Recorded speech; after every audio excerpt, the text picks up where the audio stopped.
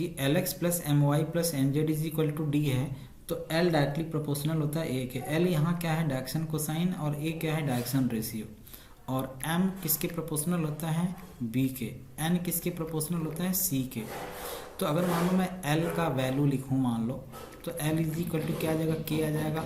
M is equal to के into B आ जाएगा, और एन इज इक्वल टू क्या आ जाएगा, के इंटू सी। तो अब बस यहाँ पे वैल्यू रख दो, आपने रख दिया। मान लो एल का वैल्यू रखोगे तो क्या आएगा, K into A into X, और एम का वैल्यू रखोगे तो K into B into Y, और एन का वैल्यू रखोगे तो K into C into Z is equal to D आ जाएगा। के से आपने डिवाइड कर दिया तो क्या आ जाएगा, A X plus B Y plus C Z is equal to D divide by के।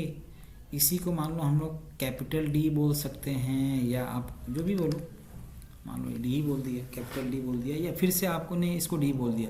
लेकिन ये वाला जो डी आपका आएगा ये परपेंडिकुलर डिस्टेंस नहीं रहेगा, ठीक है। मान लो इसको स्मॉल डी ही बोल दिया, तो ये जो स्मॉल डी बोल रहे हो या कैपिटल डी बोल रहे हो या डी डैश बोल रहे हो, तो ये जो डी आएगा ना, ये परपेंडिकुलर डिस्टेंस नहीं है ओरिजिन से, ये कोई कांस्टेंट होगा।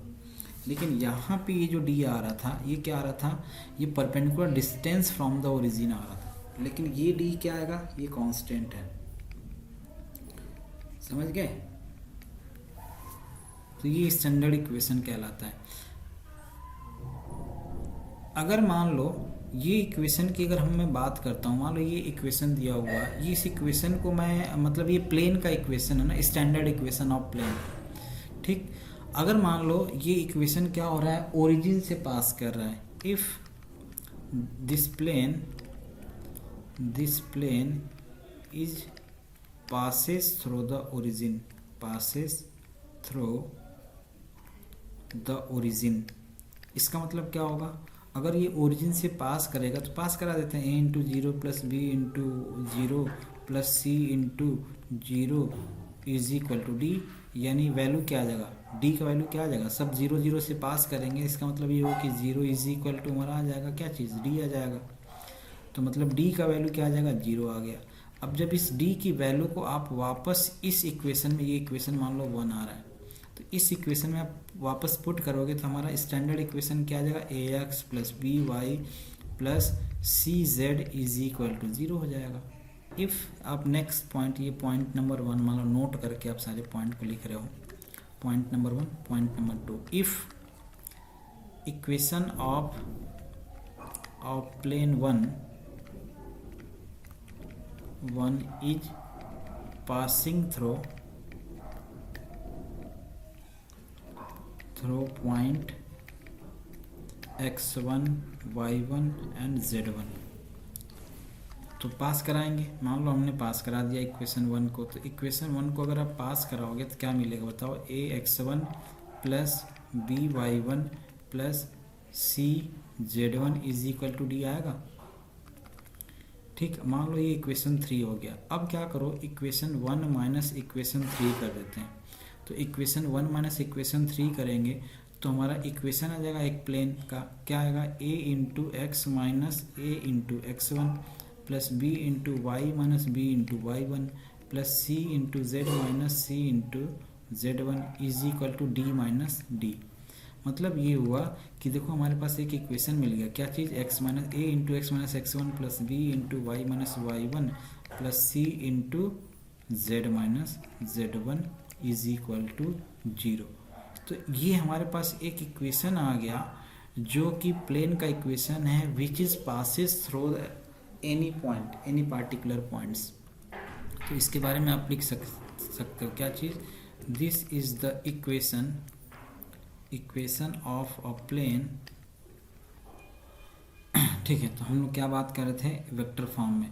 वेक्टर फॉर्म में हमारा क्या होता है, प्लेन का इक्वेशन ये होता है R dot N cap is equal to D, ठीक। और डी क्या होता है, perpendicular distance from the origin. तो मैं क्या कैलकुलेट करने के लिए बोल रहा हूँ कि वेक्टर फॉर्म में अगर ये ओरिजिन से पास करेगा तो आप क्या लिखोगे, equation of a plane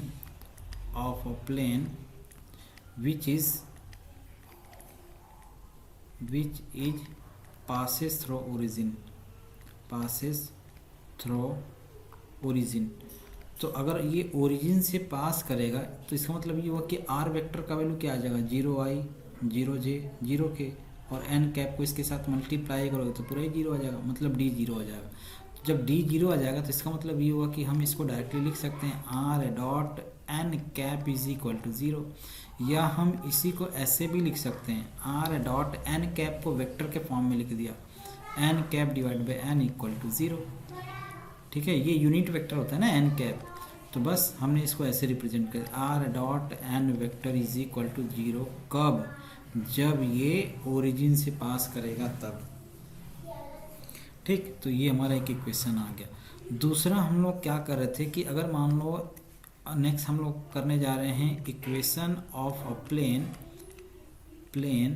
which is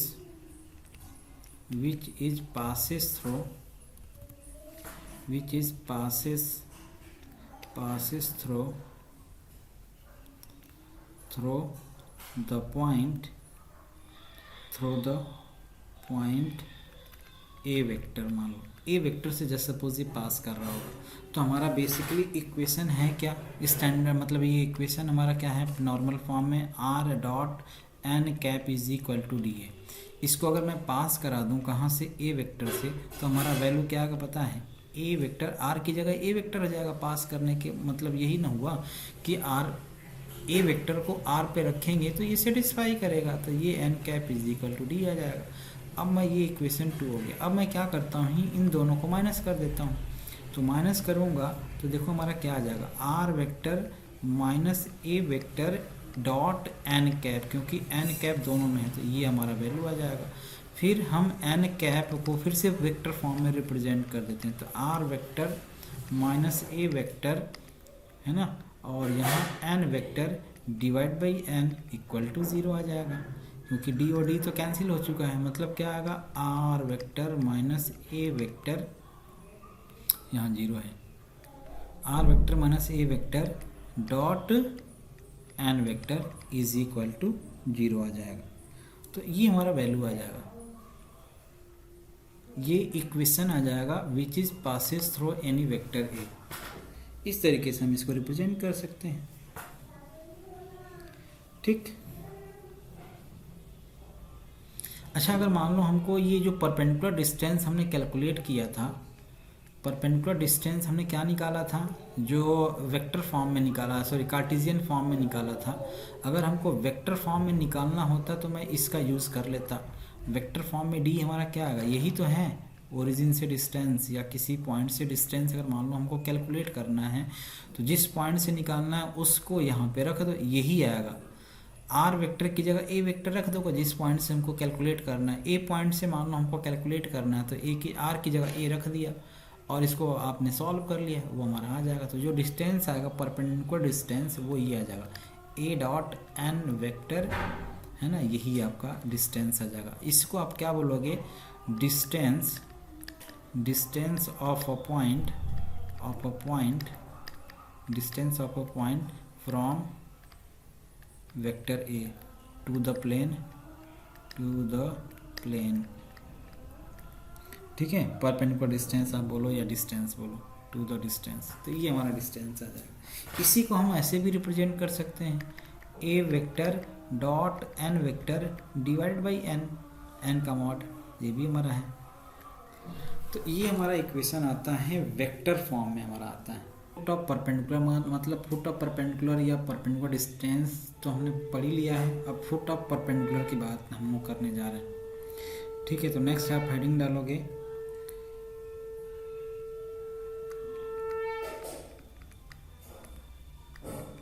foot of perpendicular.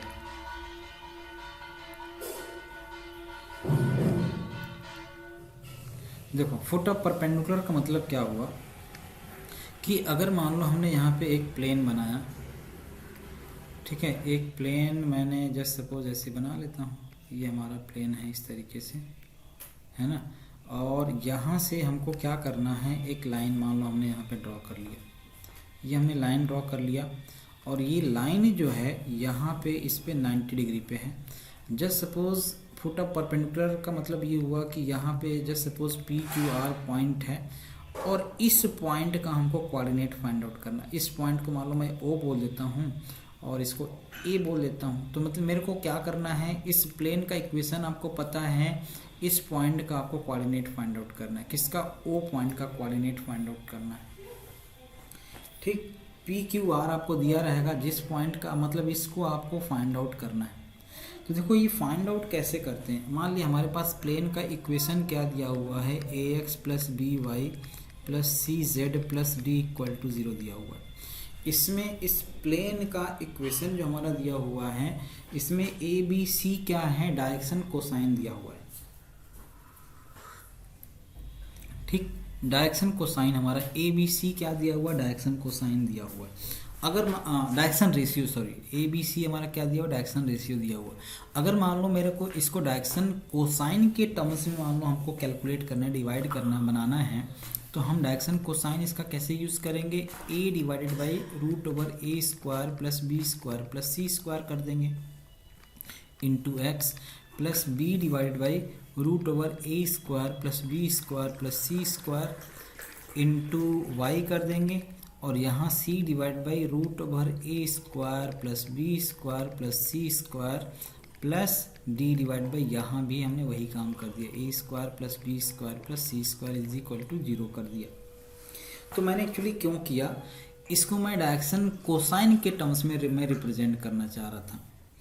अगर ये डायरेक्शन कोसाइन हमको मान लो मिल गया इस पॉइंट पे, या जहाँ पे, जिस पे मान लो हमको इस पॉइंट का कोऑर्डिनेट फाइंड आउट करना है, तो इस पॉइंट का कोऑर्डिनेट फाइंड आउट करना है, तो इसका डायरेक्शन कोसाइन हमको मान लो पता चल गया। और ये डायरेक्शन कोसाइन कहाँ पे होगा, हमेशा जो हमारा देता है, ये जो वैल्यू देता है, हमेशा किसका वैल्यू देता है, नॉर्मल का वैल्यू एक्चुअली देता है। ठीक है, मतलब डायरेक्शन कोसाइन कभी भी हम जब भी नॉर्मल की बात, सॉरी, प्लेन की बात करेंगे, तो वो जो वैल्यू देता है डायरेक्शन कोसाइन या डायरेक्शन रेशियो, किसका देगा, हमेशा नॉर्मल का देता है। किसके? प्लेन के नॉर्मल के। ठीक है, मतलब अगर हम कभी भी जैसे, या मान लो हमने प्लेन के एंगल के बारे में बात किया कि दो प्लेन के एंगल, अभी हम आगे पढ़ेंगे इसके बारे में, तो हम प्लेन के एंगल कैसे कैलकुलेट कर सकते हैं पता है, उन दो प्लेन के नॉर्मल के बीच का एंगल हम लोग कैलकुलेट करेंगे। मतलब कभी भी हम ये नहीं करेंगे कि हम दो प्लेन के बीच का एंगल निकालेंगे, हमको प्लेन के बीच का एंगल निकालने का मतलब क्या हुआ कि हम उन दोनों के नॉर्मल के बीच का एंगल निकालेंगे। अब वो नॉर्मल का ही, अब यहाँ पे मैं डायरेक्शन रेशियो, डायरेक्शन कोसाइन की जो बात की जा रही है, हमेशा ये किसके बारे में बात की जाएगी, इसके नॉर्मल का ये सारी वैल्यू आया है। ठीक, इसके नॉर्मल का डायरेक्शन कोसाइन आया हुआ है, या नॉर्मल का डायरेक्शन रेशियो आया हुआ है। तो अगर मान लो आपको नॉर्मल का डायरेक्शन रेशियो पता चल गया, तो इसको हम लोग क्या करते हैं, किसी पॉइंट से जैसे सपोज पास करा देंगे। ठीक है, या हम क्या करेंगे, अगर हमको पता चल गया कि इसके नॉर्मल का डायरेक्शन रेशियो पता चल गया, तो मैं क्या करता हूँ, ए ओ का डायरेक्शन कोसाइन निकाल लूँगा। ठीक, ए ओ का डायरेक्शन कोसाइन निकाल लूँगा, और ये जो ए ओ का डायरेक्शन कोसाइन आएगा, डायरेक्शन रेशियो आएगा, वो इसके पैरेलल होगा। ठीक, अगर ये पैरेलल होगा तो फिर हम क्या करेंगे, उसका यूज़ करके फिर से हम वही काम कर सकते हैं जो लाइन के इक्वेशन में हमने किया था। मतलब देखो, मतलब ये हुआ कि मैं क्या करता हूँ, ओ को कुछ देर के लिए, ओ को अभी फ़िलहाल के लिए कोई पॉइंट नहीं मानता हूँ, या चलो मान लो ले लिए, मान लो अल्फ़ा बीटा और गामा हमने ले लिया। ठीक, अल्फ़ा बीटा हमने गामा ले लिया। ठीक, अब अगर मान लो अल्फ़ा बीटा गामा ले लिया, तो ये बताओ ए ओ का इक्वेशन आप निकाल सकते हो, ए ओ लाइन का इक्वेशन, क्योंकि equation of a line which is passes through 2 points हमको पता है कैसे कैलकुलेट करते हैं। मान लो x minus P divide by alpha minus P आएगा, y minus Q divide by Q minus beta, या हम क्या करेंगे, बीटा माइनस क्यू, और is equal to Z minus R divide by gamma minus क्या, alpha beta gamma minus are. ये are मैंने इस तरीके से बना दिया ताकि ये अलग अलग दिखे। तो अब यहाँ पे देखो हमारा ये क्या है, ये इक्वेशन ऑफ लाइन क्या है, ओपी आ गया, इक्वेशन ऑफ लाइन ओपी आ गया। ठीक, और आप इसके नॉर्मल का डायरेक्शन कोसाइन निकाल चुके हो। इस प्लेन के डायरेक्शन को इस प्लेन का डायरेक्शन कोसाइन आप निकाल चुके हो। ठीक, डायरेक्शन कोसाइन बोलो या डायरेक्शन रेशियो बोलो। तो अगर मान लो मैं डायरेक्शन रेशियो के टर्म्स में इसको कैलकुलेट करूँ, डायरेक्शन कोसाइन के टर्म्स में रिप्रेजेंट करूँ, तो दोनों एक दूसरे के क्या होंगे, पैरेलल होंगे। बताओ हाँ या ना, होंगे ना। तो अगर मान लो पैरेलल होंगे तो उस केस में ये एक दोनों मतलब दोनों पैरेलल होंगे, तो आप इसको ऐसे रिप्रेजेंट कर सकते हो, alpha minus P divide by A divide by root over A square plus B square plus C square, और यही वाला वैल्यू इसके इक्वल आ जाएगा, beta minus Q divide by क्या चीज़, B divide by root over A square plus B square plus C square, और यही वाला वैल्यू किसके इक्वल आ जाएगा, R minus cap coordinates of the foot of perpendicular from origin 0 0 0 to the plane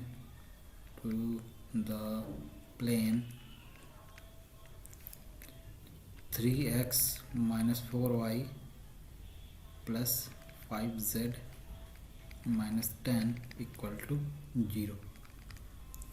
अब देखो ना, इसमें आप एक स्टेप कम भी कर सकते हो। हमने यहाँ पे जो ना लाइन का इक्वेशन लिखा है, लाइन का इक्वेशन चाहो तो मत लिखो, क्या ज़रूरत है, हमको तो सिर्फ डायरेक्शन कोसाइन की ज़रूरत है। तो वहाँ से आप इसका कैलकुलेशन इजीली कर सकते हो। देखो कैसे करेंगे, मान लिया हमने ये प्लेन बना लिया, जो भी प्लेन होगा, है ना, ये 3D में है। तो क्या बोलेगा, find the coordinate of the foot of perpendicular from the point P है जिसका कोऑर्डिनेट क्या दिया 0 0 टू द प्लेन। इस प्लेन पे ये फुट ऑफ परपेंडिकुलर को हमको कैलकुलेट करना है। तो देखो कैसे कैलकुलेट करेंगे। मान लिया फुट ऑफ परपेंडिकुलर का कोऑर्डिनेट अल्फा बीटा और गामा रहा होगा। तो अगर मान लो इसको क्यू कोऑर्डिनेट मान लेता हूँ, तो पी क्यू का कोऑर्डिनेट अगर मैं मतलब पी क्यू का डायरेक्शन रेशियो निकालूंगा तो क्या आएगा, अल्फा माइनस 0 है ना, फिर बीटा माइनस 0, फिर गामा माइनस 0, यानी अल्फ़ा बीटा गामा ही तो आएगा। और अल्फ़ा बीटा गामा इसके नॉर्मल के क्या आएगा, पैरेलल आएगा। ठीक, तो नॉर्मल के पैरेलल आएगा। तो एक्चुअली हम लोग क्या करते हैं, मान लेते हैं हमने यहाँ पे ये जो 3, 4 और 5 है, तो इसकी वैल्यू को अगर मान लो मैं कैलकुलेट करता हूँ in terms of direction cosine, तो डायरेक्शन कोसाइन हमारा क्या जाएगा, 3x minus 4y plus 5z minus 10 equal to 0 है। तो इसको हमने रिप्रेजेंट कर देते हैं, 3 डिवाइड बाई कितना आ जाएगा, 25 और 4 9 16, 25 और 16 41, 41 और 9 कितना आ जाएगा 50। तो 3 divide by 50 into X minus 4 divide by root over 50 into Y plus 5 divide by root over 50 into Z minus 10 divide by root over 50 equal to 0। तो अब ये क्या होंगे, ये हमारा डायरेक्शन कोसाइन ये आया और डायरेक्शन कोसाइन इसका, इसके नॉर्मल का डायरेक्शन कोसाइन ये दिया हुआ है। तो ये कि दोनों क्या होंगे, पैरेलल होंगे। तो मैं कर लेता हूँ, पैरेलल होंगे तो क्या आएगा, alpha divide by 3 by root over 50 is equal to beta divided by क्या चीज़ -4 डिवाइड बाई रूट ओवर 50 और is equal to gamma divide by 5 divide by root over 50, यहाँ भी 50 है तो रूट ओवर 50। ठीक, इज इक्वल टू मान लो के इक्वल है। तो अल्फ़ा बीटा गामा का अगर मान लो हम वैल्यू निकालेंगे तो कितना आ जाएगा, अल्फ़ा बीटा का वैल्यू अल्फ़ा का वैल्यू क्या आ जाएगा, 3 divide by root over 50 into K. Beta का वैल्यू क्या आ जाएगा बीटा का वैल्यू आ जाएगा -4 डिवाइड बाई रूट ओवर 50 और गामा का वैल्यू क्या आ जाएगा 5 divide by root over 50। Gamma का वैल्यू आ जाएगा 5 डिवाइडेड बाई रूट ओवर 50। अच्छा, इसका वैल्यू किसके इक्वल आ जाएगा, ये इसके इक्वल आएगा 10 डिवाइड बाई रूट ओवर 50 के। ठीक है, सही है। तो 3 डिवाइड बाई इसको वैल्यू रखोगे तो क्या आ जाएगा, 30 बाई 50 आ जाएगा, यानी 3/5 आ जाएगा। बीटा का वैल्यू क्या आ जाएगा, -40 बाई 50 यानी -4/5 और गामा का वैल्यू क्या आ जाएगा 50 बाई 50 यानी 1 आ जाएगा। ठीक है, तो अल्फ़ा बीटा और गामा का वैल्यू आप इस तरीके से कैलकुलेट कर सकते हो कि हमारा एक्चुअली क्यों ये आया, कि इसलिए ये आया कि अगर आप यहाँ पे देखो ये जो वैल्यू आपका आ रहा है लेम्डा का वैल्यू, तो लेम्डा का वैल्यू यहाँ से ये आपने इसको लिखा है वो क्या लिखा, plus M Y plus N Z is equal to, मान लो हमने ये पी के फॉर्म में लिखा हुआ एक्चुअली। तो जब हम इसको कंपेयर कर रहे हैं तो ये वाला जो वैल्यू आएगा p जो आपका आता है वो क्या होता है, परपेंडिकुलर डिस्टेंस होता है फ्रॉम द ओरिजिन। तो परपेंडिकुलर डिस्टेंस हमारा क्या दिया हुआ है यहाँ से, ये p दिया हुआ 10/√5, और यही तो परपेंडिकुलर डिस्टेंस भी है ये वाला। तो इसलिए हम k का जो वैल्यू ले रहे हैं 10/√50 ले रहे हैं। और इसका रीज़न एक और भी है कि हम इसको ना डायरेक्शन कोसाइन के टर्म्स में क्यों लिख रहे हैं। डायरेक्शन कोसाइन के टर्म्स में इसलिए लिख रहे हैं क्योंकि ये जो p होता है वो क्या होता है, perpendicular distance from the origin होता है। तो इसलिए इसको कंपेयर यानी कि ये कांस्टेंट को रिप्रेजेंट करने के लिए, लिखने के लिए, अगर मैं डायरेक्शन रेशियो में लिखता तो फिर हमारा वैल्यू नहीं आता। इसलिए मैं क्या किया कि इसकी वैल्यू को इस फॉर्म में लिखा डायरेक्शन कोसाइन के टर्म्स में, जिससे कि हमारा कांस्टेंट का वैल्यू मिल जाए। समझ रहे हो मैंने क्या किया, मतलब ओरिजिन से परपेंडिकुलर डिस्टेंस यहाँ निकाल रहे हैं तो ये ओरिजिन से परपेंडिकुलर डिस्टेंस p होता है, इसलिए इसका वैल्यू क्या आ जाएगा 10/√50 आ जाएगा कांस्टेंट का। तो यहाँ रख देंगे तो हमारा अल्फा बीटा गामा का वैल्यू मिल जाएगा। और यही हमारा क्या कहलाता है, फोटो परपेंडिकुलर कहलाता है।